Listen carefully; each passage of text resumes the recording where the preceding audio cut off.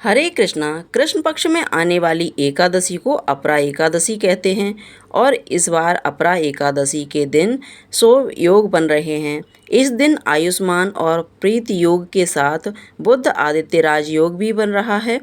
एकादशी का व्रत कैसे पापों से मुक्ति दिलाता है और जीवन में सुख समृद्धि लाता है। इस बार एकादशी का व्रत कब रहेगा और व्रत का पारण कब किया जाएगा। एकादशी की तिथि प्रारंभ होगी 23 मई शुक्रवार को तड़के 1:13 से, यानी कि देखा जाए तो यह गुरुवार की मध्य रात्रि का समय रहेगा और एकादशी तिथि समाप्त होगी 23 मई शुक्रवार की रात 10:29 पर।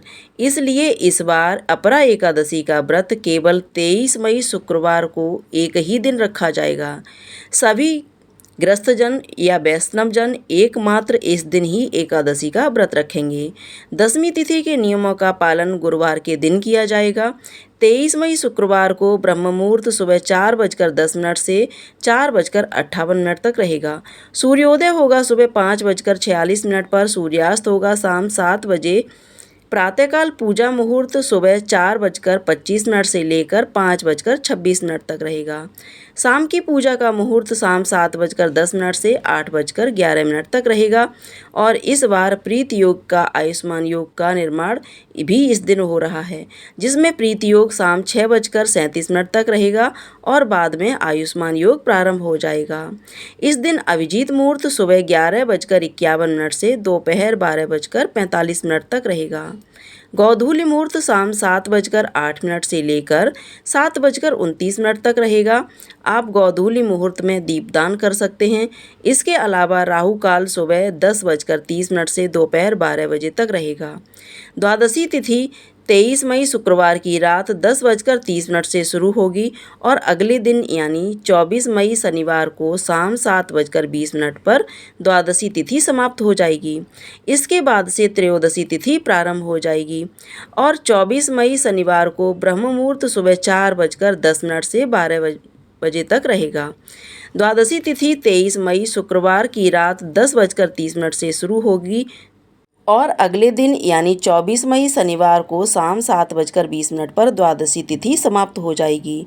इसके बाद से त्रयोदशी तिथि प्रारंभ हो जाएगी और 24 मई शनिवार को ब्रह्म मुहूर्त सुबह 4:10 से 4:57 तक रहेगा। सूर्यास्त शाम 7:01 पर होगा। प्रातःकाल पूजा मुहूर्त 4:24 से लेकर 5:26 तक रहेगा। आयुष्मान योग दोपहर 3:01 तक रहेगा और बाद में सौभाग्य योग प्रारंभ हो जाएगा। 7:09 से 7:30 तक राहु काल, सुबह 9 बजे से 10:30 तक रहेगा।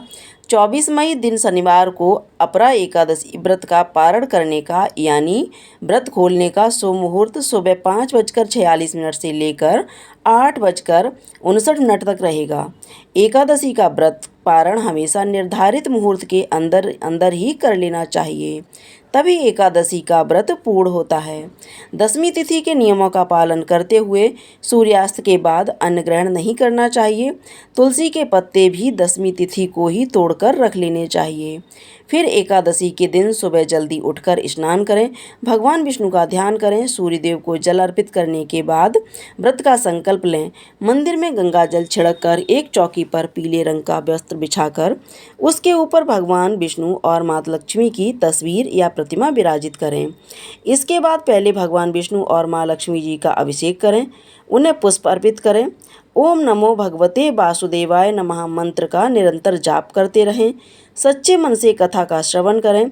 समय हो तो श्री विष्णु सहस्त्र नाम का पाठ पढ़ें या सुनें। एकादशी के दिन पुष्प अर्पित करने के बाद कपूर जलाकर आरती उतारें।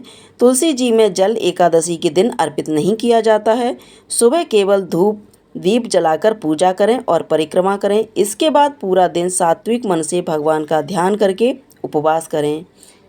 अगर आप उपवास नहीं कर सकते हैं तो इस दिन चावल या चावल से बनी चीज़ों का त्याग कर देना चाहिए और शाम के समय पर विधि विधान से पूजा करके भगवान को एक बार फिर से भोग लगाएं।